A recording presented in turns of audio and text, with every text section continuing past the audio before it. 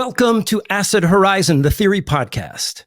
It is not just in our minds, as the term is conventionally understood, but it is in our soul, the psyche, where the font of the imagination flows, that we traverse a shifting landscape of sprawling forests, frost-laden fields, the rolling dunes of an imagined Gobi or Sahara, the bottomless blue of the seven numinous seas, and shimmering worlds not yet seen by naked eyes. But we also wonder, have philosophy, psychology, and hitherto phenomenology been perennial saboteurs of the imagination in their imperious demands for things like bases, first principles, and a universal image of thought to guide our inquiry of the domain where dreams, fantasies, and visions are produced?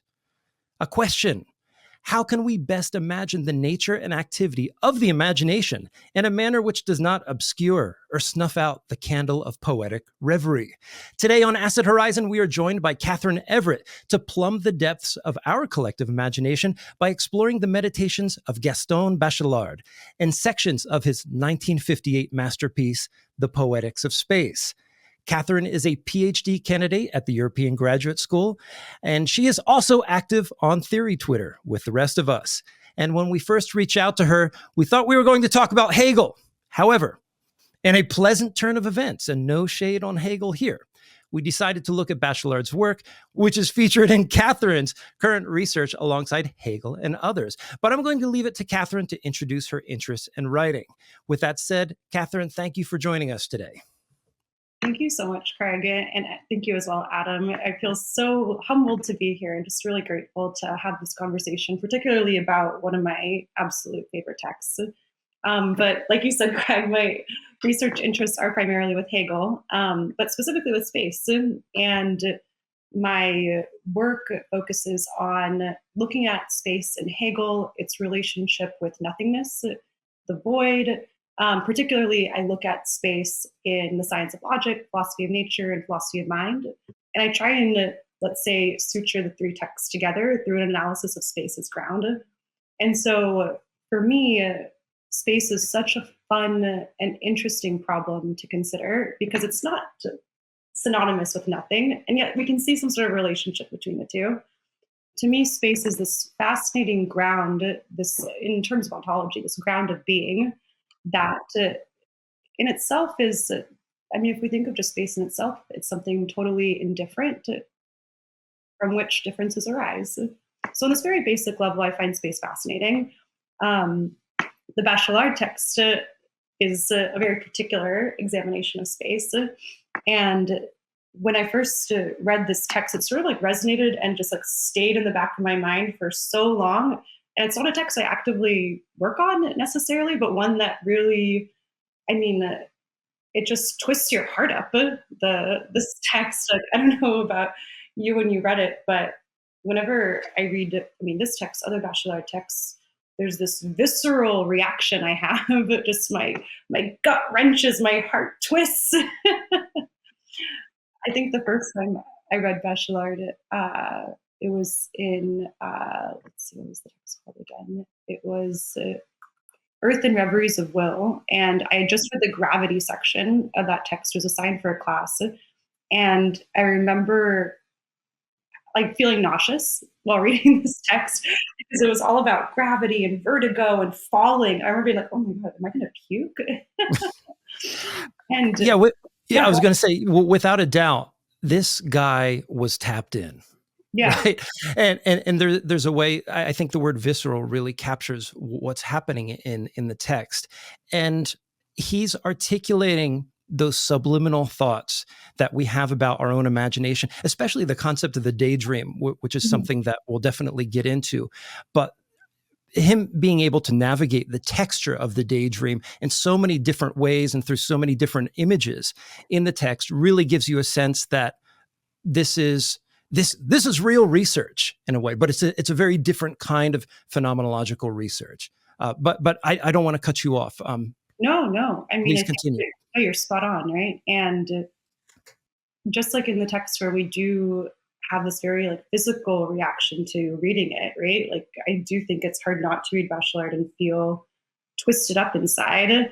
This is precisely what he's talking about, right? This is like his examination of the poetic image and how it has an affect, how it does have an ontological standing beyond just in the imagination, beyond logos, really. And he demonstrates this by saying, look, you feel an immensity within you when you look at or when you imagine an immense sea. You can also feel very small at the same time. And so this exploration of, let's call it for lack of a better word, of this physical affect, this is what he's likewise inducing in you as you read. So I think it's brilliant. I think he does this in a really brilliant way, and in a way that not a lot of authors write. It's just so, again, poetic and yet very, he's presenting an argument as well with the text. Yeah. The one thing that, when these days, when I hear the word phenomenology, my hackles go up, right? But when you confront Bachelard's work, it's clear that he's doing something different. And he gives away the game a couple of times in this text. What he says is that the image and the imagination as this creative font is variational, whereas the concept is fixed.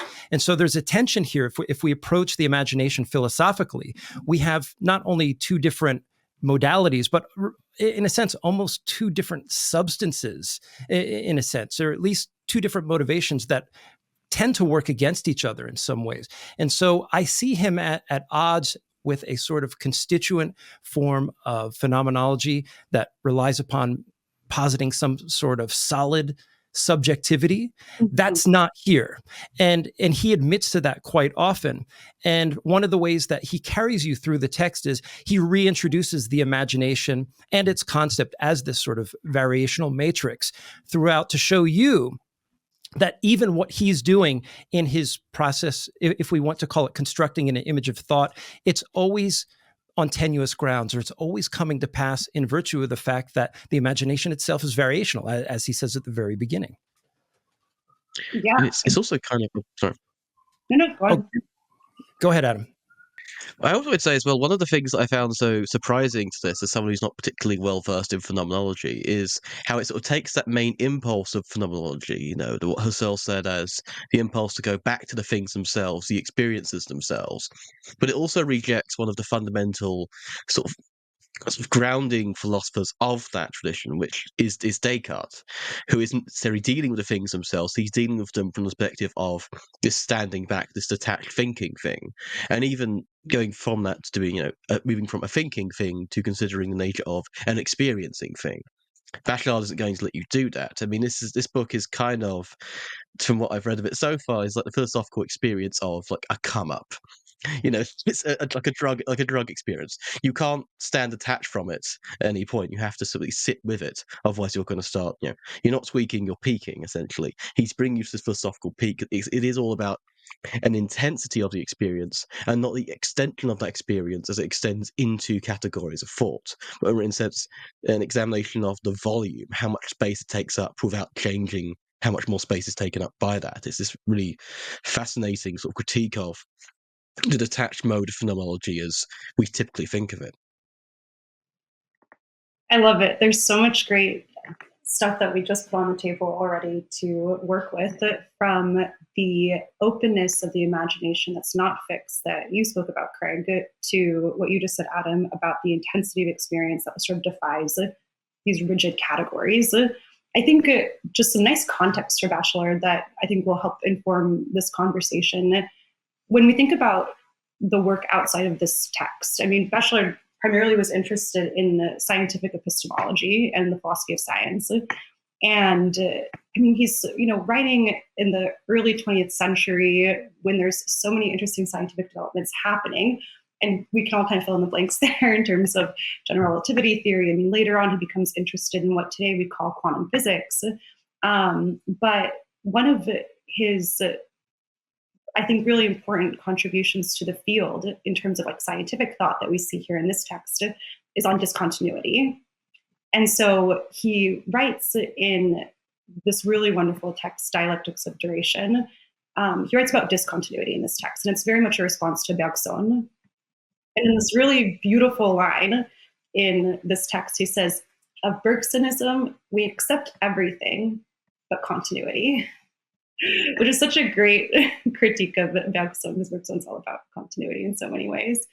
But I mean, we could think about, like Einstein's train and this, critique of simultaneity that's, emerging in the early 20th century. I do think this influences Bachelard. And in this text, Dialectics of Duration, he writes about our experience of time is not a constant linear motion, right? We have these discontinuous episodes where we're in what he calls repose. We're relaxing, we're zoning out, we're thinking about something else. And just, phenomenologically, we can all relate to this, right? That I don't have a constant stream of consciousness. There are moments I just totally forget about in my life that I'll never recall.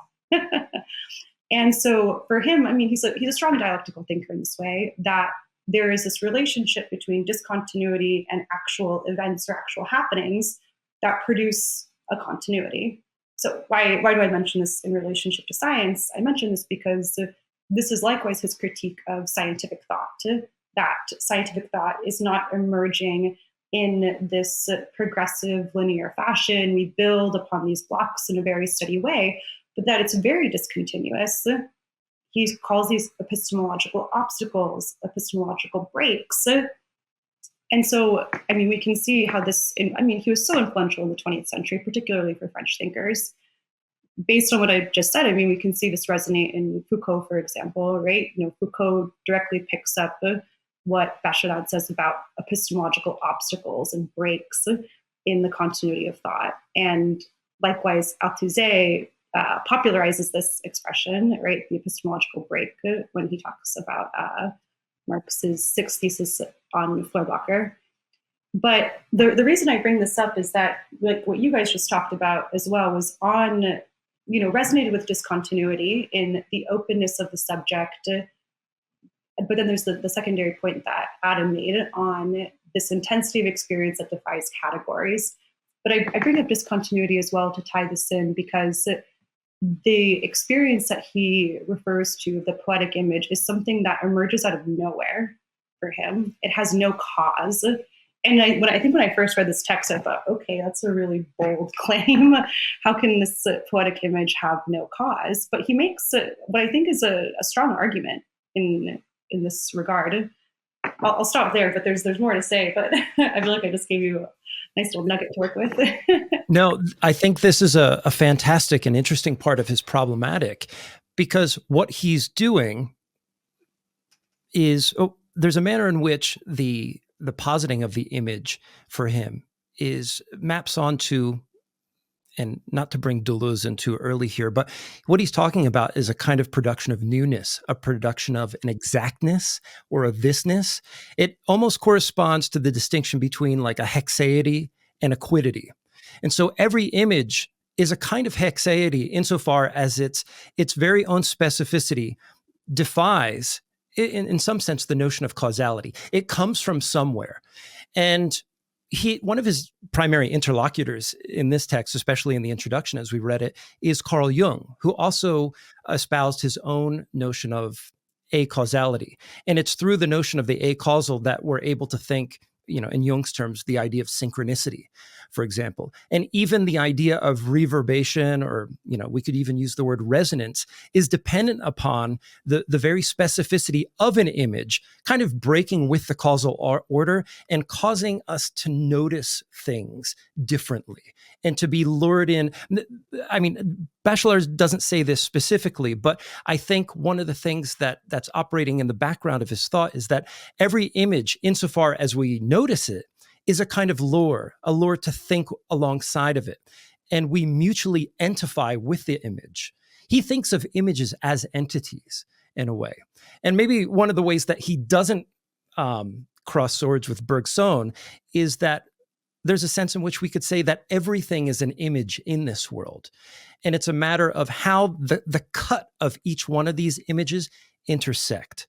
And one of the standout sentences, I think it's in the section or the chapter entitled Home, where he talks about two images coming into conversation with one another.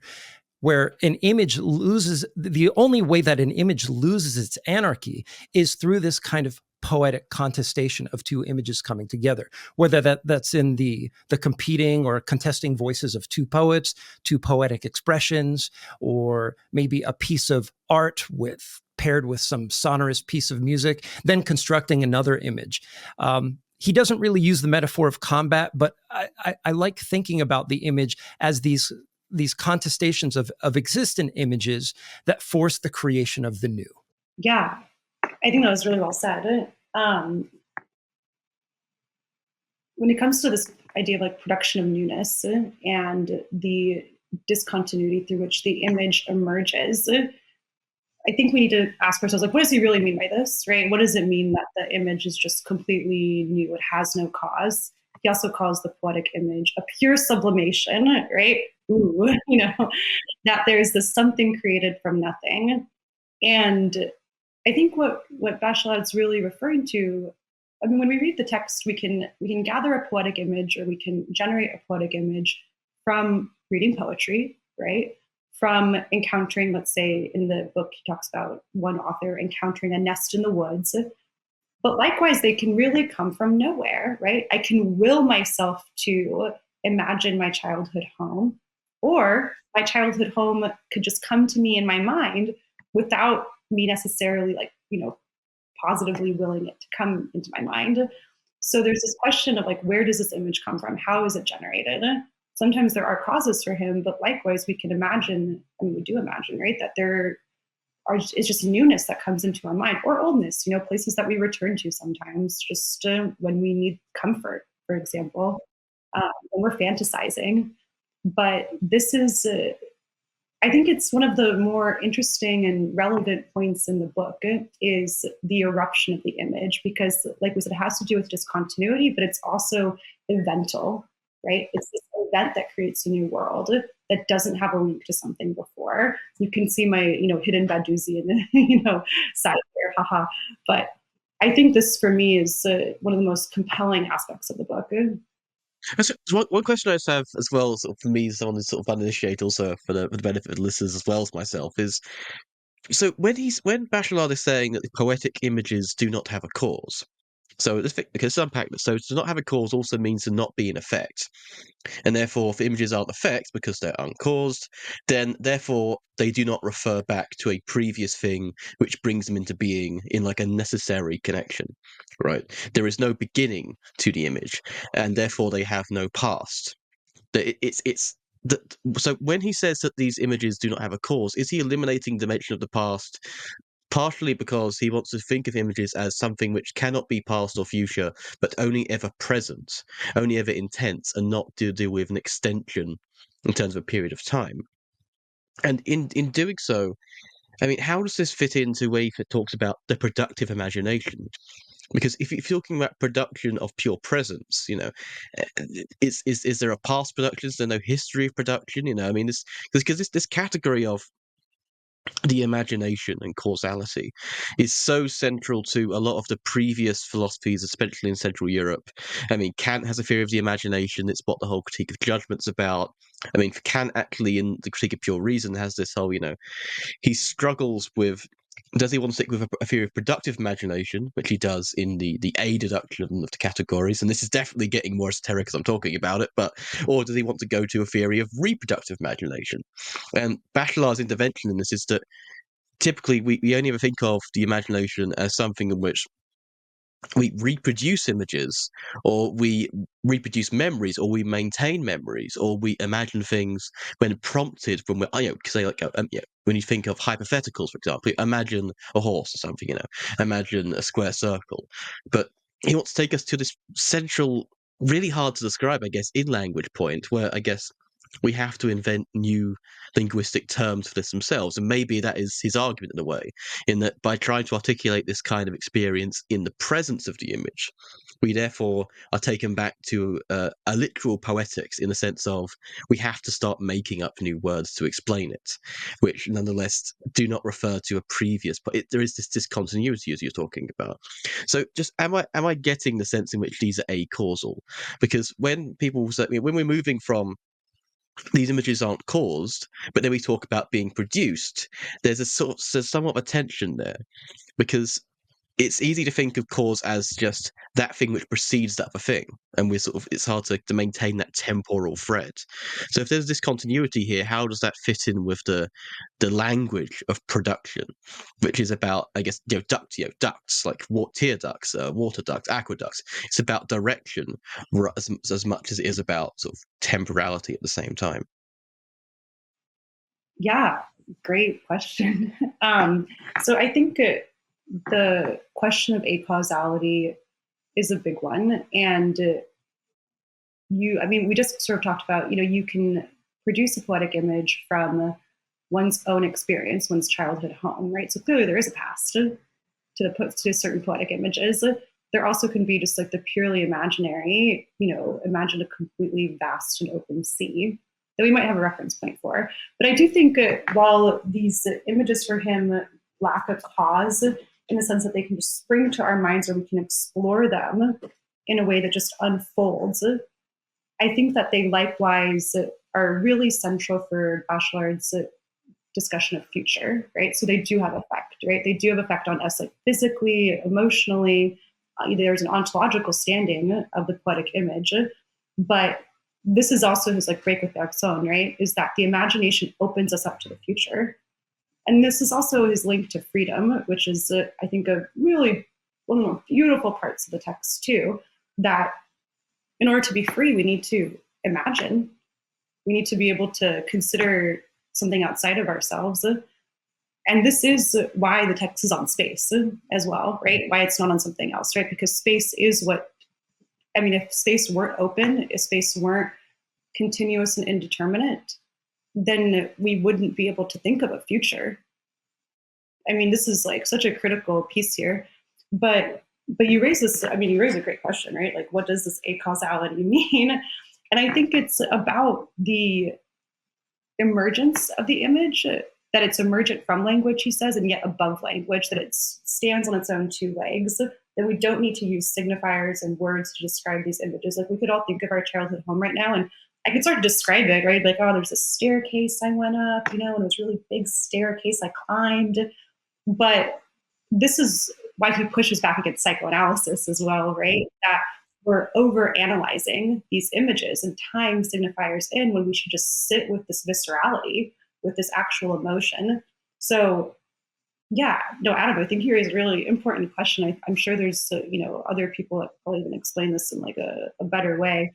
But I do think that acausality is an attempt to allow the image to stand on its own, but very much to point to the future as well, and to allow us to open up the possible. I pulled a quote from Bachelard here that I think will avail us. And I'm glad that you pointed out psychoanalysis and psychology, more broadly. One of the things that the poetic act, the creativity that lies within accessing our imagination, as you said, Katherine, involves making this break with the order of signification, this kind of rupture, like wherever, for example, psychoanalysis, whether it's Freudian, Lacanian, Jungian, posits any sort of rigid categories, which, arguably, I know most about Jungian psychology, and there's, debates about whether the archetypes are sort of real reified things, or are they more like thresholds of thought or tendencies or what have you. Bachelard certainly has something to say about it. And just to address Adam's question about acausality, the question of an image's communicability is really what pins this down. And so this quote that I pulled might help us out. So in Bachelard's words, to say that the poetic image is independent of causality is to make a rather serious statement. But the causes cited by psychologists and psychoanalysts can never really explain the wholly unexpected nature of the new image, any more than they can explain the attraction it holds for a mind that is foreign to the process of its creation.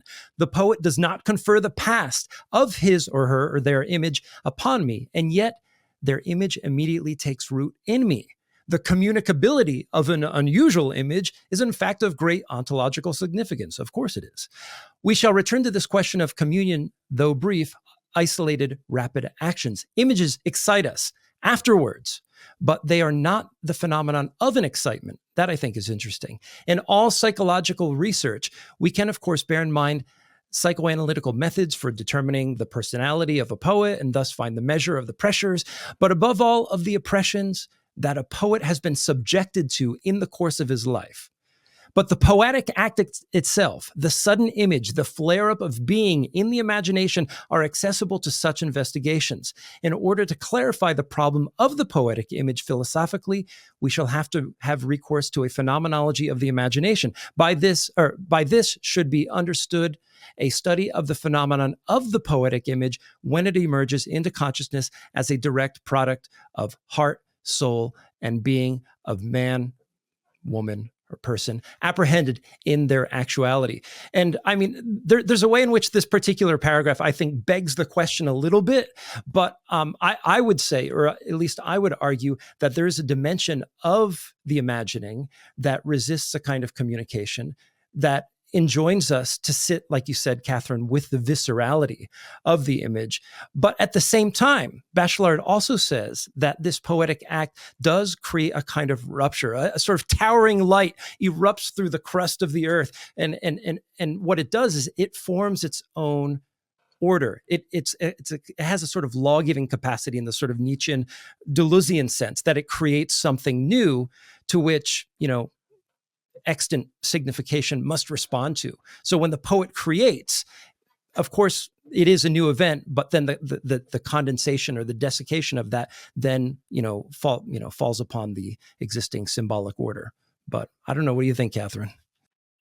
Yeah, on the one hand, there's an uncommunicability of the image that it's an interesting tension, right? Because it's very, his very much dialectical kind of approach here, right?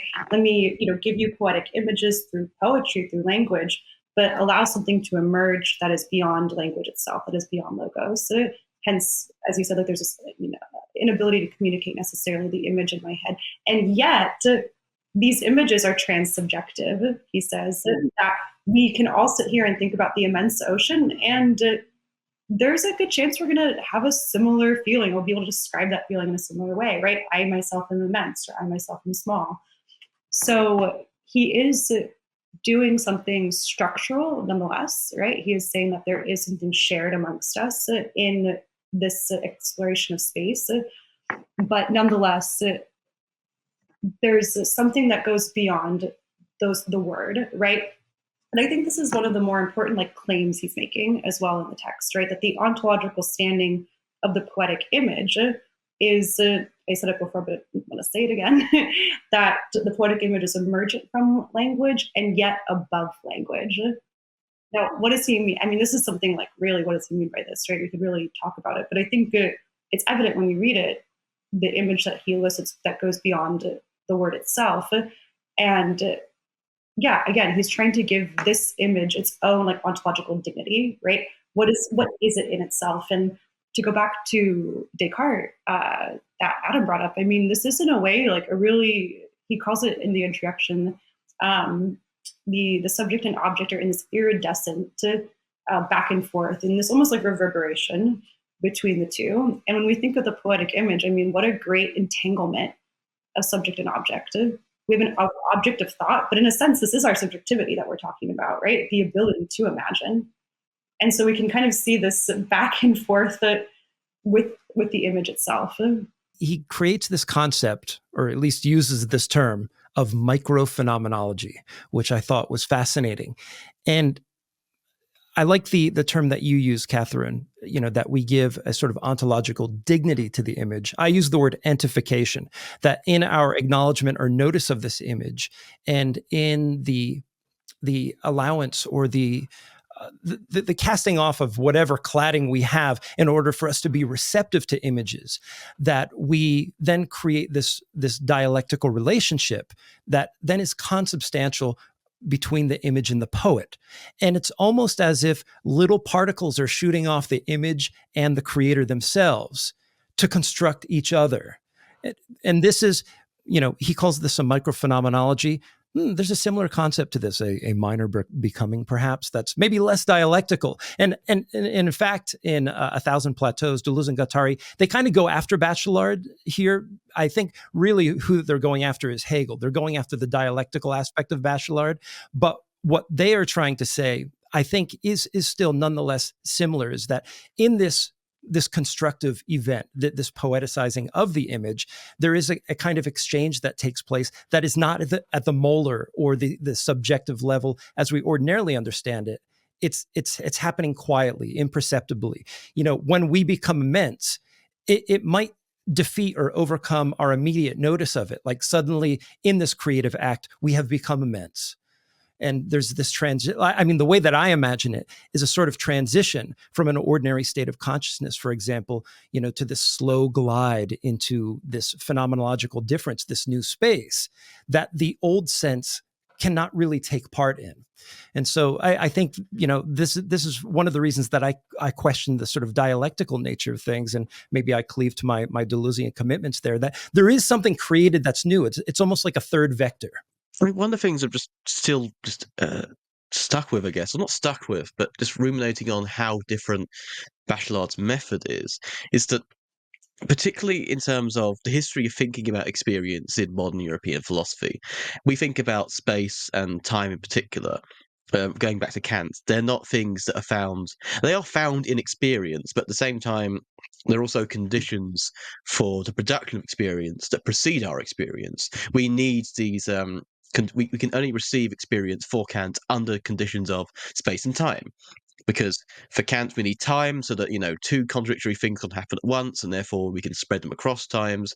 And we need space, which is demonstrable by the fact of Euclidean geometry for Kant. And both are a priori, they're before experience, but nonetheless the conditions of our experiencing anything. And what Bachelard is doing here, it seems, is he's suspending the distinction between the a priori and the a posteriori, between what is pre and after experience.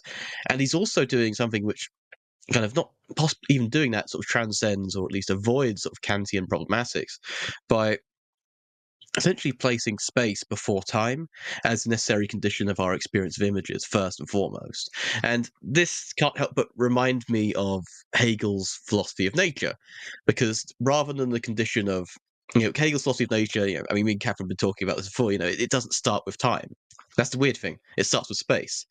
And because the reason why it starts with space is because the condition of nature, of objectivity, and of experience of objects is space for otherness to enter upon the scene, for otherness to appear before us. The appearance is actually first and foremost about otherness than it is about avoiding contradiction.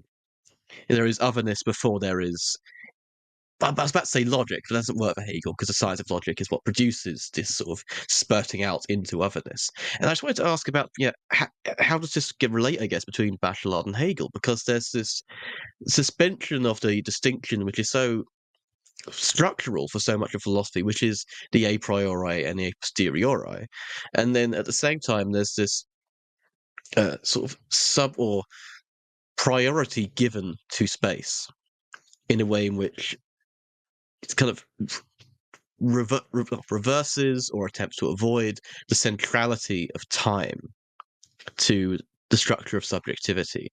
And I think this might go this is solving the original question, again on a causality, because there's, at least in introduction, the temporal dimension is something which he's constantly trying to bat off as the first thing in subjectivity.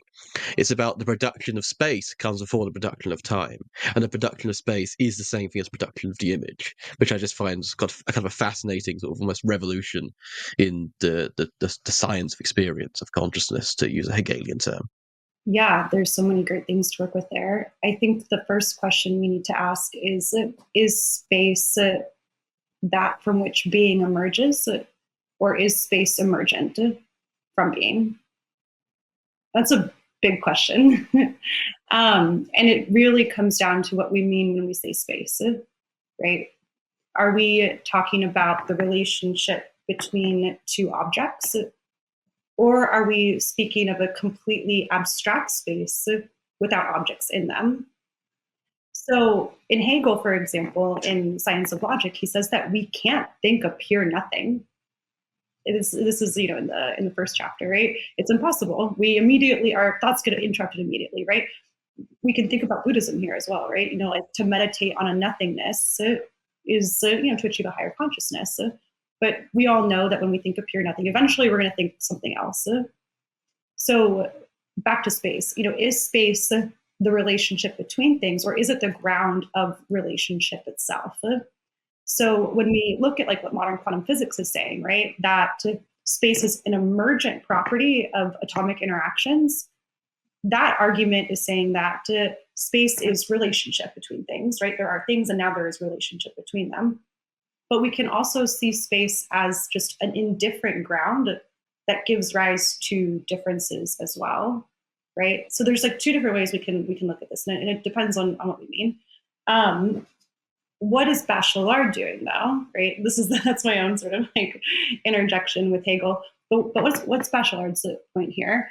He is twisting definitely space in the sort of like external material world and our internal world. And he's saying they actually map onto each other and inform each other and are not so distinct, that my interaction with my spatial surroundings is informed by my own imagination, my own past. But I think one of the more interesting things he's doing is that he's telling us the imagination itself is spatial. And this is not a metaphor. It's not that, oh, my mind is like a house. It's like he's saying, no. When we imagine, when we are in our own heads, we go down corridors. We have cellars. We have attics. We have drawers and corners. And he's pretty firm that he's not talking about metaphor, which is something I think we can also discuss more, right? Like, how are we not talking about metaphor in that sense? But this is, I think, something to dwell on. For Merleau-Ponty, for example, his argument is that because we physically live in a spatial world, our thoughts are therefore spatial. So you see his sort of like causal arrow, right? Now, is that the case? I don't know, right? That's what Merleau-Ponty says.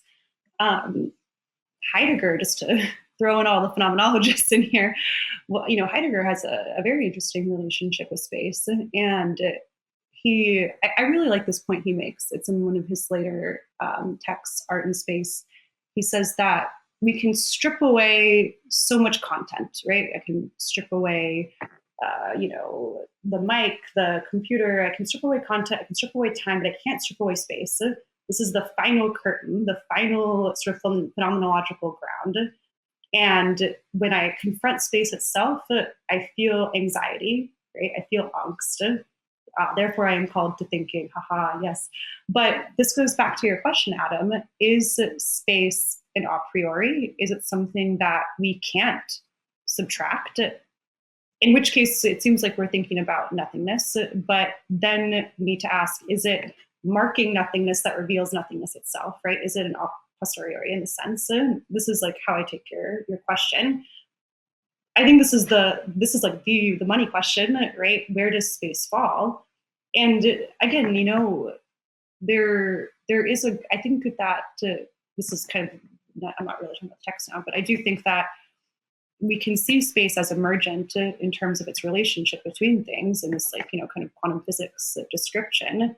And yet there needs to be some indifferent ground for difference as well. I think we can see it in these two different ways. And there's a different inflection in both. Does that make sense, Adam? Yeah, particularly the indifference aspects are definitely like returning me to my sort of Schellingian sort of sympathies. In terms of the space as an emergent ground of the relations. I mean, I think that's a very powerful argument, particularly about we can strip time away, but we can't strip out space. And I think that's a pretty good rejoinder to Kant specifically, because Kant needs time to fill a certain logical prohibition, whereas with space, it actually fills the absolute, absolute in a sense, because it's indifferent to relation. It's the ground of all, therefore, relation. And it's particularly interesting to bring the quantum physics aspect into this, because that's something I'm not particularly trained in, but it definitely feels like it's reviving some of the particularly more romantic impulses of the sort of German sort of like nature philosophy as well, which makes it quite an exciting sort of field of synthesis. Yeah, no, I think so too. hence my own little obsession with the quantum physics. So I think it does very much relate to the question of the ground itself. But let's take it back to Bachelard, maybe, right? That was a fun detour. I loved that. I was so here for that detour.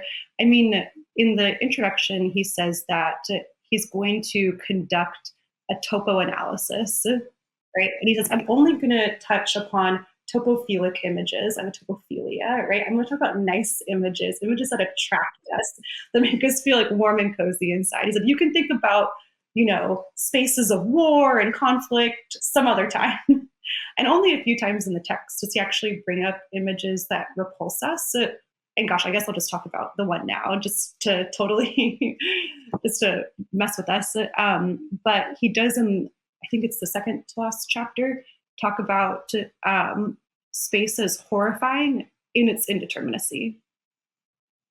And it can be horrifying in that we just don't know what's out there. And yet this is likewise, just in a very broad sense, this is why the world is open.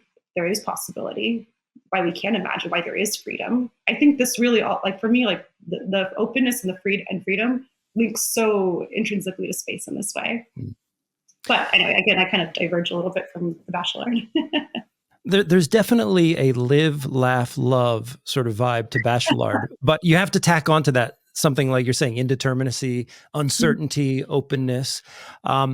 One of the terms that I think is lurking around this conversation that we haven't brought up is the idea of intensity versus extension in the world, because the way that we typically think of spatiality is in the extended world.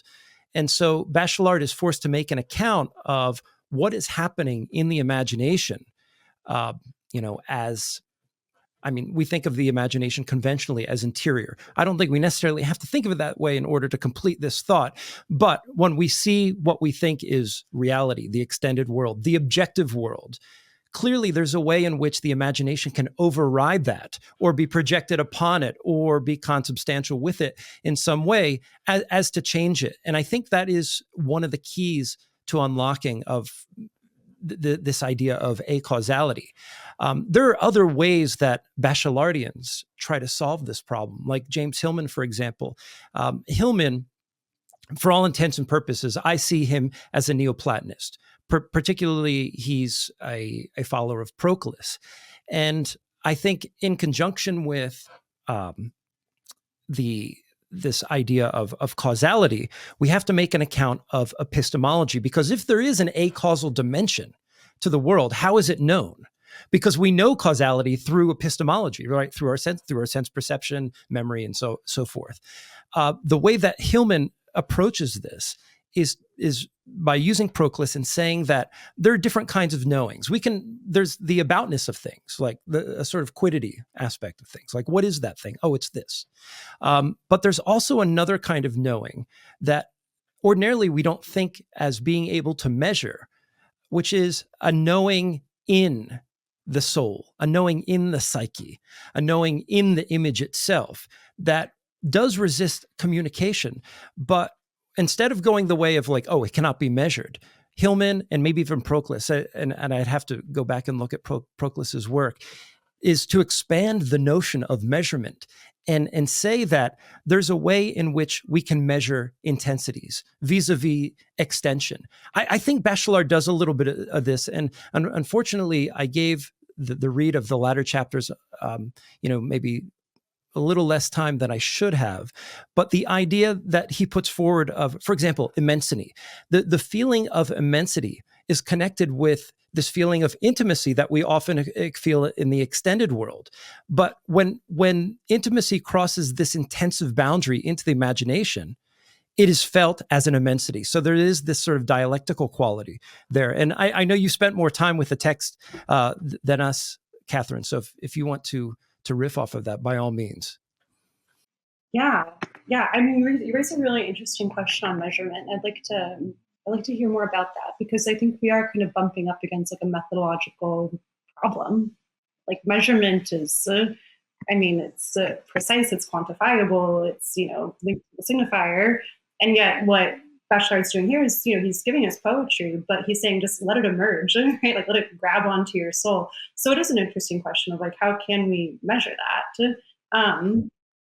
I don't know. I think he just gives us a bunch of different images and, poetic lines, and says you feel something from this for a very specific reason, though, right? It's not just fun and games, right? But that we do have. I mean, it's going to sound romantic, but it is romantic, right? We have infinity within us, right? And this is what so many of us as philosophers are thinking about. How do I put that into logic, right? He's saying, well, maybe you just let the logic kind of slip through your fingers a bit, and feel the immensity through this image. It's I mean, this is why Bachelard is such a gorgeous read. But I think we can intellectualize it as well, certainly. And I think the precise mode through which we can intellectualize it, I'm going to say it again, I think it's space. I really do. I think that in considering the indeterminacy of space, that allows us to think infinity. Maybe like a bad Hegelian infinity, right? Goes on and on forever. But this likewise then offsets the interior infinity, maybe this true infinite in a Hegelian sense. But I think space is this key link, right? And for example, in his chapter on, is it the chapter called Corners? Yeah, the Corners chapter.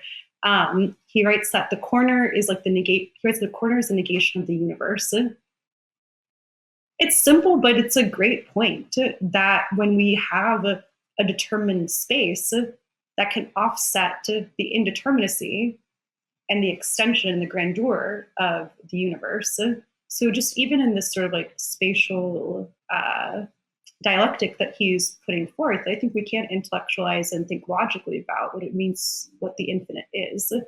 But his entry point is so beautiful, and that he's saying, just let it grab you in the stomach first, and then think about it.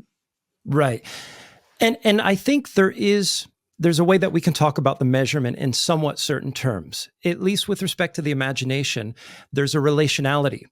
For example, he in his chapter on the home, for example, he gives us what seems to be a universal template for a childhood home, the way that we think it, the attic and the basement and the garret and so on and so forth. But what he says later is that in subsequent dreams and daydreams, pieces of that home, or maybe a picture in a room, a mirror, a couch or something, will appear in other images and will populate in such a way that it is a reference to that original image. Now, I don't think Bachelard is giving us the hard and fast rules for what the sort of transcendental image of the childhood home looks like. But even within Bachelard's imagination of this home, we're getting a picture of the way that he's thinking and feeling vis-a-vis himself, other concepts and other images that he's presenting. And the question is whether or not there's a resonance with you as the poet, as the imaginer yourself. I mean, I've had dreams where, I can speak rather specifically of this. Carl Jung has this idea of a big dream. When I was very young, I was like 4 years old. One of the biggest dreams that I've had. And it's interesting because I was thinking about this. I don't have a lot of dreams about my childhood home, but I have lots and lots of dreams about the shopping malls that my parents used to take me to. So that is the true capitalist home, is the shopping mall of the 1980s and 1990s. And I mean, to make matters worse, my dad used to carry me around the shopping mall, and he used to point to mannequins. And he said, "Do you see that boy over there? He was a bad, bad boy." And I was fucking terrified. And not so long after that, there would be security guards walking around the mall, and he would say, "Do you see those guys over there? They're the guys who capture the bad boys." Now you see where my politics comes from. But anyway, all that to say is I had a dream once where, well, in this dream, basically I'm in the empty shopping mall and I see an escalator. And as soon as I look at the escalator, it turns on. And I go to the base of the escalator and I want to ascend. But what is at the top of the escalator?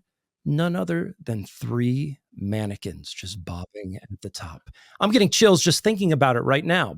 Bachelard in real time. So the thing is, I've had dreams along the way, like I had that dream, I remembered it, thought about it a bit as a child.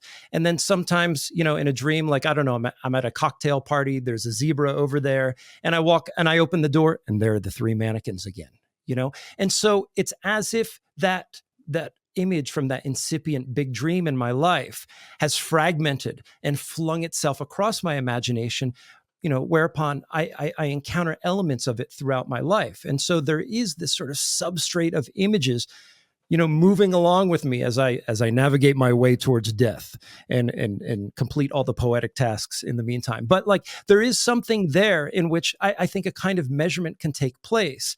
But of course, it's not a quantification.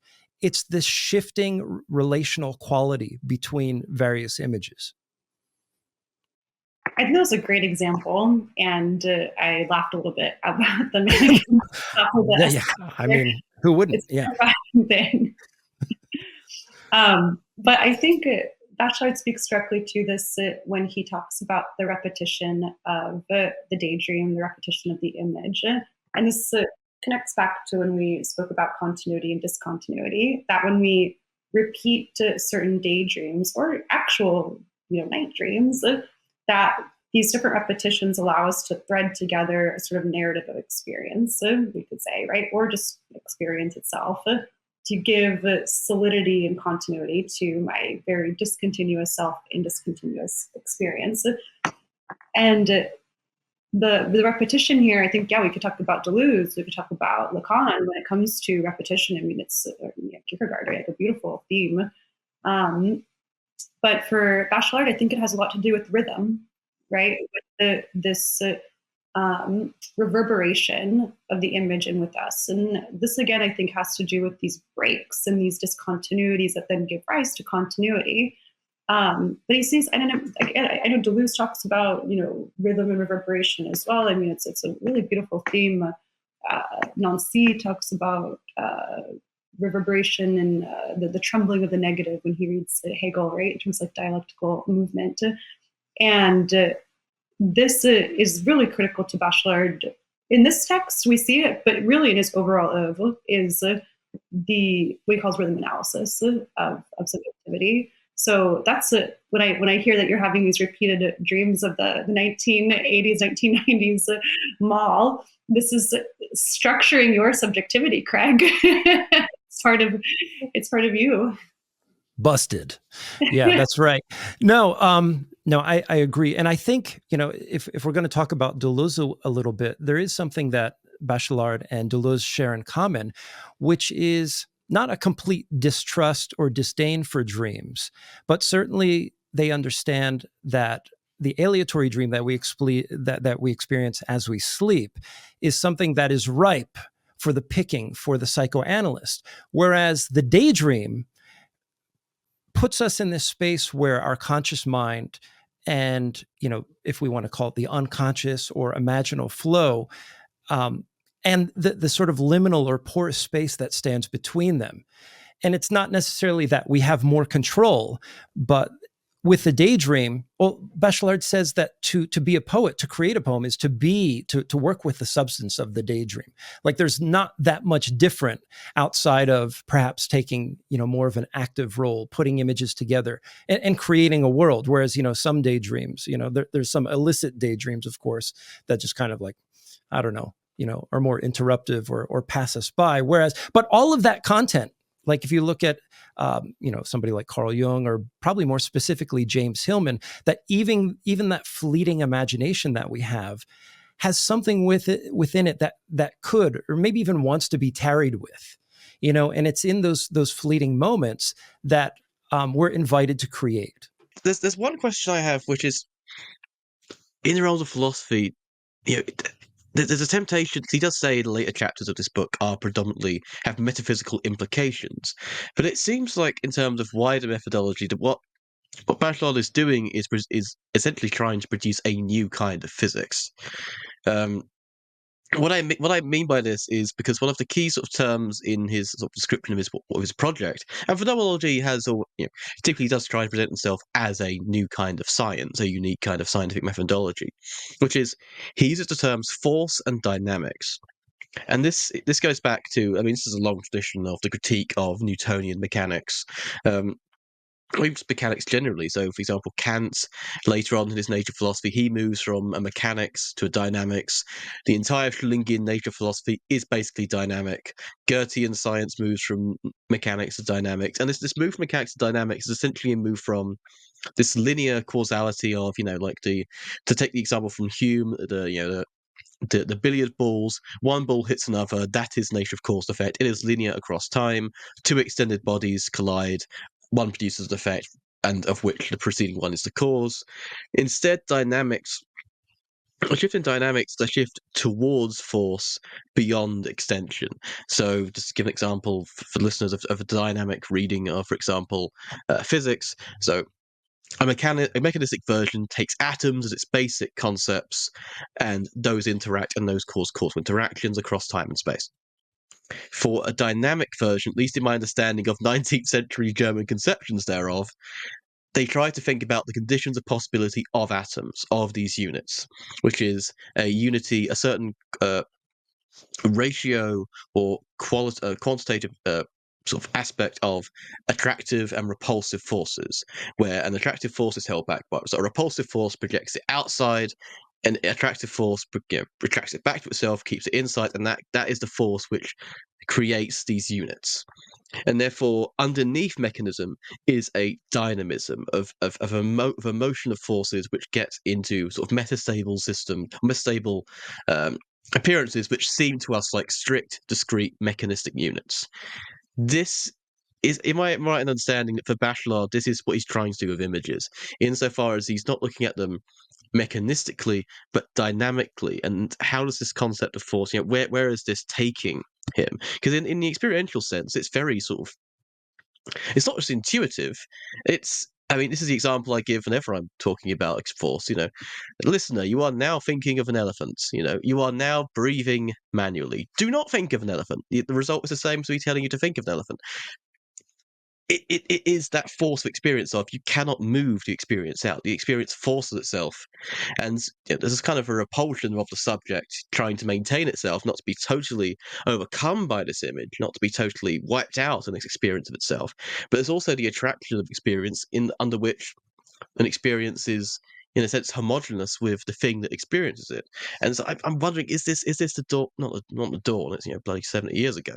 But is this the attempt of a new physics of the imagination, as opposed to a metaphysics that sort of supersedes the conditions of possibility of the imagination? What a small question. Really, I mean, it's fascinating. I think my just off the cuff reaction to what you said, Adam, is that in terms of like the tension between force and attraction and repulsion, Bachelard is telling us I'm going to look at images that attract us, right? But then in the genesis of the image, this is the question of force, I think, coming into it, right? Are we forced to think of the elephant? Does it come to us externally when I read a poem? Or more interestingly, right, can we think of force in a Hegelian way, like as a resolve, right? Can I sit here and will myself to think of the childhood home, to think of the immense sea that then attracts me or repulses me? So I think there's this element of freedom that does play a role, and it is very much a question of like the ground of force and this very basic physics question, right? But we also see attraction and repulsion playing a role in here. So is Bachelard telling us how the imagination works in these really raw ways? I mean, he doesn't lay it out flat for us, right? And say like, it's this, and that, right? There's definitely, I think we can read into it like we're doing right now, like this exploration of where do these images come from and what do they elicit within us? What is their ontological standing? And Craig has brought this up a few times, right? That there is like a connection between the interior and the exterior in this way that our imagination shapes our external world in many ways. And there's a lot to back that up. But yeah, that's my reaction to what you said. I feel like I missed something though. The dialect of the inside and the outside is absolutely how he tries to cash this out, and it's one of those things, especially that makes it seem particularly resonant with a dialectical reading. Yeah, because the implicit, explicit. I mean, even going back to Hegel's like, even his theory of quantity itself. You know, like the whole like he starts with the one and the void. Even that he can't get away from the spatial dimension internal to the very logic of determinacy itself. And so to have the determinate image presupposes space before it can. These images need a space to appear before they can even become contradictory in a sense. It's not that limits imagination at time. Limits imagination is the spatial aspect. So I completely agree.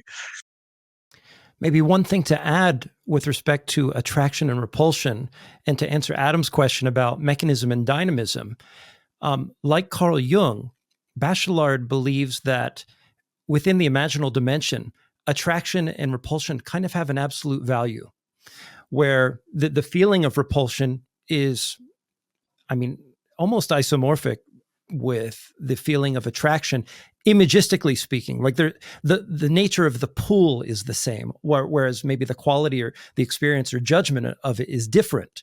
And Jung says something quite similar. Like, so for example, in a dream, you can't think in a negative. You never have a dream image that is a negation of that image. Everything is presented in a sort of positive dimension. And it's only when we think of things in terms of the extended world or the image of thought that undergirds the extended world that we have this positive and negative charge or inflection to any given image. I mean, this is part of the problematic of Deleuze too, in positing, if we want to talk about topophilia, we can talk about the topographic nature of opposition, undergirded by what? Transcendental subjectivity that itself is purely positive. There is something like that happening here. And of course, Hegelians and Deleuzians are going to butt heads on that. But in any case, Katherine, maybe you want to follow that up, but I do want to ask you about your work too. Yeah, definitely. I think there's such a resonance here with the Deleuze and Guattari. I mean, I was looking at the cinema texts and trying to make some connections with what Bachelard's doing. And in the second cinema text, they directly reference Bachelard and talk about the mutual image, right? And this is what we've been talking about, right? The dialectics of inside and outside. That there is this actuality to the virtual and a virtuality to the actual, right? That each contains the germ of the other in a sense, or each are like, sort of co-constituted. It's a simplification, but this is, we can see Bachelard very much, I think, in their work as well. But yeah, that's just my immediate reaction to the Deleuze piece. But so many interesting questions here. And I do want to just like bring it back to space though, right? That we can really think so much about what is the imagination, what is the poetic image, but this exploration of space, I just can't stress how critical it is in terms of, like Adam was even saying, that even when we read the logic, we need a space to think logic in. We need some sort of logical space. We need to mark the void in some sense, or we need a void to name, right? If we read Badiou, for example. But it's very difficult for us to, again, back to Heidegger, right? To escape space. Can we escape space? Can we think without space at all? I don't know. But there's certainly, when we look at space in this sort of rendering of what space is, right? And again, we have different sort of definitions of space, especially when we think in a naturalistic sense. So what we're really talking about when we talk about space is we're just talking about the ground of determination, right? We're saying, how do we determine things? How do we talk about difference? We need to have some sort of indifference, some sort of indetermination that informs that. This is a very dialectical reading. Oh, my hands are up, I admit it, But this is what allows Bachelard to take us through these, visceral images of space that, that's a whole beautiful piece of it. But that allows us to determine ourselves, to determine the world, that there's an indeterminacy within us, as well as externally. And this is how we can determine things. So this is why space is so critical for Bachelard, in contrast to Bergson, right? In terms of thinking the future. And I've said it before, but I just really feel like it's an important point to emphasize. In the ability to be free, right, is to have space. And if we didn't have, I mean, like space in itself, like this, I think just underlines the fact that the world is open. It has to be, because it is spatial. This then takes me to the question about your work. Is this a theme that you're developing in your dissertation then? Oh yeah, definitely, definitely. I think, yeah, I mean, all of this and more. Yeah, I mean, particularly for me, the question that I'm asking is simply, what is space in an ontological sense, right? In a very grounded sense. And what sort of led me to this question was when I was studying, when I was reading, I found so many interesting discussions on time. So many, especially like having a strong foot like with the Slovenes and like the Lacanian school. I found the notion of like après coup and après rique like so interesting. This sort of like retroactive temporal constitution, but I thought to myself, we're not really discussing space. And while there is topological analysis, for example, in Lacan, and different, topologies that get flirted with in, texts like Lefebvre on like the production of space, we don't really have simply a text on what is space itself. And so for me, it just links into so many important discussions, again, in terms of difference, determination. And so what I'm trying to do is, again, link together logic, nature, and spirit in like this Hegelian register of how can we sort of distinguish like three spaces, let's say. How do they suture together? I'm curious if there's any sort of practical ways that you think working with these ideas cashes out, at least notably. Anyway, I reflect upon the work of James Hillman. He works a lot with the concept of space. I mean, a very, very sort of simple, problematic. If you go into any office building that has cubicles, we see the fluorescent lights, which are completely utilitarian, almost exceedingly utilitarian, especially those particular lights that only illuminate the space in which the workers walk within. Like, have you ever seen, like, there's tons of lights up there and they have little mirrors, little slatted mirrors that are in the space of the fluorescent lights. But if you look up, there's still darkness on the ceiling somehow. And one of the things that Hillman pointed out is that, well, in modernity, we have stopped looking up. We don't have a profuse amount of ornate moldings and cornice work and that sort of thing. And one of the ways that Hillman wants to re-inject soul within the world is by paying attention to what's above. Like, let's lift our heads up, because clearly, the office space, broadly construed, is now pushing our heads down to the desk, to the laptop, to the keyboard.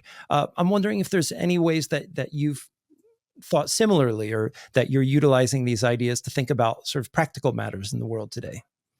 Yeah, gosh, ask a philosopher how practical her ideas are. I know. Oh, I've been caught. No, certainly.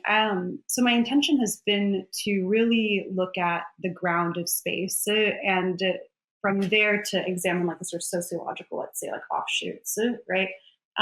So I think you pointed to some really great examples, and just to like link it back to Bachelard for a moment, we can see in this very philosophical discussion of determinacy and indeterminacy that when I have a small corner, a cozy nook to work in, I can really allow myself to be expansive because I've determined a little space for myself that then allows me to be big.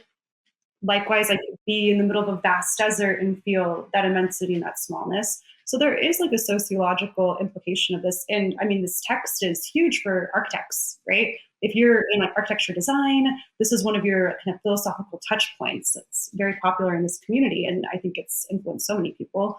So yeah, no, I do think my work on space, even though it can seem, very like hermeneutic or just very, sort of philosophical in a way, has these important sociological offshoots. But for me as well, like more lately, I've been really thinking in terms of like quantum physics as well, and what is quantum physics talking about when they talk about space as emergent. We look at different reimaginings of what space is in like contemporary scientific discourse. It's interesting to see this definition shift. Just like a quick example, we can quantify what space is in certain quantum physics theories, right? They're spin networks. So we can have actual quanta of space, and you can look at the diagram. It's different dots that are connected by lines, and they said that's space. That's it. We've drawn it, right? We have quanta of space. And so my stupid self goes, but what's in between? What's the nothingness that encapsulates this, right? But this is me being stupid, maybe, but maybe not. I don't know. But this is likewise, I think we need to ask, are we talking about the same space that we've always been talking about? Is this a new type of particle quanta, right? But are we still traditionally talking about space as simply relationship, right? A sort of nothingness, a non-being even, but that which is relational. It gives rise to multiplicity, to bring it back to our friend Deleuze, Talking about quantum mechanics, when I was in my master's program, it was probably one of my more prominent seminars that I was involved with.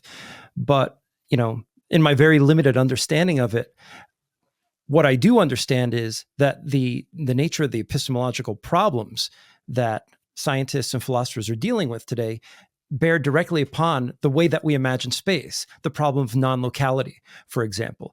How is it that we're able to produce these amazing results time and time again with those Stern and Gerlach machines, and produce this abundance of data? And then there's this weird thing happening with probability. It tells us that spin values, if they were to be measured at any time or place, basically 50-50 go one way or the other, wherever you're at in the universe. And why is that the case? And how does that sort of probabilistic data point, how does that inform or bear upon our understanding of space? Like what kind of thing is space if this matrix of molecular matter is doing this all the time? And so, yeah, I mean that's a fascinating place to take Bachelard's work, is into quantum mechanics. Adam, I think we're going to move towards finishing up. I don't know, is there anything that you wanted to ask before we go? And I think the concept of space has so many implications, because if typically philosophy, since Kant has been it hasn't thought as much about space so much as it thinks space is already operating, so it's literally the space to do what we're already doing, because it's a condition of us doing anything in experience in the first place. I mean, thinking about the therapeutic space, that the thing so unique about psychoanalysis is you get this space separate to the world in which you can discuss these things in a new relationship. It is a space defined by that relationship, but insofar as it is a space itself, what we lose, what's being lost. Or even going to Marx and the Grundrisse, like the annihilation of space by time. Space isn't what it used to be. I mean, it used to be that it used to be that in order to talk to any of you, I'd have to get on a boat to go all the way to the States, whereas currently there's an intensive sort of space within the screen. Cyberspace is the old metaphor I used to call it, if that is still operative. And so we really need to investigate, the concept. And I can't thank you, Catherine, for going on this intensive voyage into conceptual space, because it's. I mean, even, especially sociologically, architecturally, the reduction of space to property as well. I mean, it's kind of it's not. I'm not saying the final frontier so much as the first frontier. We haven't quite limits all of our attempts to explore it there from there on, because so far we subordinated it to time, which in a way is kind of limiting space itself. It reduces it to the space in which time happens, as opposed to the space in which space happens itself. It also seems like you could use the poetics of space in a very evil way. Like if there's some malevolent neoliberal architects out there, like, great, we'll construct spaces that make them think they're in utopia while extracting their surplus value of their labor, or something like that, like reverse engineering anti-Oedipus or reverse engineering the poetics of space. But anyway, Katherine, it was great to have you on the show. Great to meet you. Is there anything that you want to plug, endorse, or, maybe tell us other great books or, connections to Bachelard that we can plug into over the winter holiday? Let's see. I really love it when it comes to Bachelard. I know you've read Psychoanalysis of Fire, Craig, and that's such a beautiful text. Dialectic Subduration was a really huge one in my intellectual development. But if you are interested in going down the quantum physics route with Bachelard, there's this really awesome text. It's a short text, and it's only in French, but the translation is "The Experience of Space in Contemporary Physics." And it's about space as evental. And so even our guy Bachelard is really on the scientific pulse. And so this is what I love so much about him, right? So he's very much a philosopher, but he's engaged in the sciences, but thinking in such a creative way that I think we can barely even categorize what he's done here in this text, or what we just really explored and discussed. And so while he's influenced so many thinkers, I think there's still more work to be done with Bachelard. Thank you so much for having me. This was so fun and so just intellectually creative and generative. Thank you both.